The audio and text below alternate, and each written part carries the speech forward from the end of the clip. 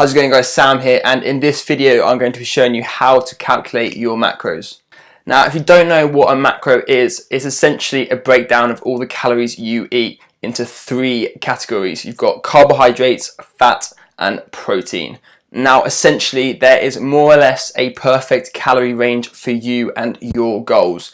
All tracking your macros is going to do is going to break that calorie range into the perfect ratio of carbs, fat, and protein. You can think of it as a piece of pie that's broken down into carbs, fat, and protein. The perfect ratio for you and your goals. Now, if you ate only that pie throughout the whole day, over a long enough period of time, you'll reach your goal. Now, before moving forward, it's important to talk about how many calories are in each gram of those macronutrients. So carbs and protein together both make up 4 calories per gram. And then fat makes up 9 calories per gram. Now, the best way to track your macros with ease is to download a mobile app such as MyFitnessPal.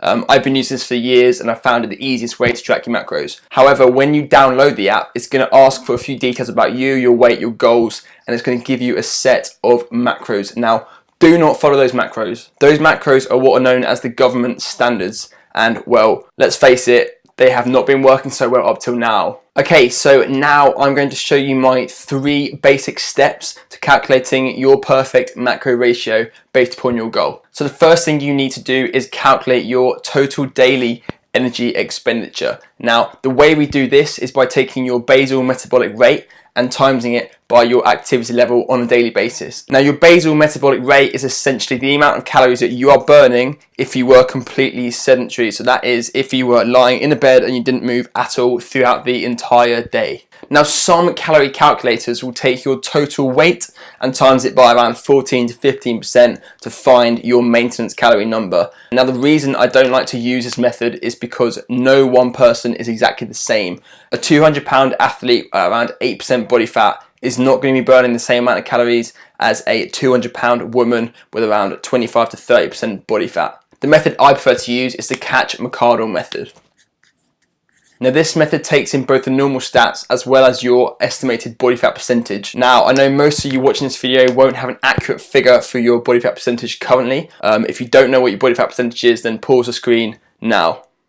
Now, have a look at yourself and compare it to one of those pictures. You're most likely going to be able to get within 2 or 3% just by comparing with those pictures. Okay, so that is going to give you your basal metabolic rate. Now, once you've got your basal metabolic rate, it's then a case of timesing that by your activity level. So there's 5 different measures of activity level ranging from around 1.2 to 1.9. Now, I'm going to put those on the screen now. Someone that is doing a day job where maybe they're a labourer or they're a builder, they will be very active. Someone that is maybe works at a desk job, they are very inactive. So use that scale and try and gauge how active you think your lifestyle really is. Now, you can take that number and times it by the basal metabolic rate, which we just calculated in the previous step. Now, what this is going to do is it's going to give you a daily calorie intake at which you would maintain body weight. So if you ate this amount of calories on a daily basis over an extended period of time, you would essentially not gain or lose any weight. You'd remain exactly the same. So from here, you're going to take your goal, whether that be through muscle gain or through fat loss, and you're going to plus or minus those amount of calories from your daily intake. Now, I recommend keeping this between 300 and 500 calories. So if you want to gain weight, I recommend keeping it at around 300 and try not to exceed 500. And in most cases, if you want to lose weight, I recommend shooting for around 500 calorie deficit. That would be around 1 pound of fat loss per week. Now, depending on your current body fat percentage, you may be able to take that lower. People with a higher body fat percentage can probably lose a bit more weight on a weekly basis than those with a lower body fat percentage. Okay, so now we've got that calorie amount. The next stage is to calculate your daily protein intake. Now, protein essentially assists in muscular hypertrophy, so whether you're trying to maintain or build muscle mass, having adequate protein amount is essential. Now, I recommend keeping your protein at between 0.6 and 1.2 grams of protein per pound of body weight. Now, someone who's trying to lose weight at a more aggressive level may want to keep protein higher than someone who's trying to gain weight. Your body actually requires more protein in a calorie deficit than it does in a calorie surplus because you're trying to retain as much muscle mass as possible. Now, someone whose priority is mainly just fat loss, you can take that protein down to around 0.6 to 0.7 grams, as your priority is not to build as much muscle as possible, just to lean down as much as you can.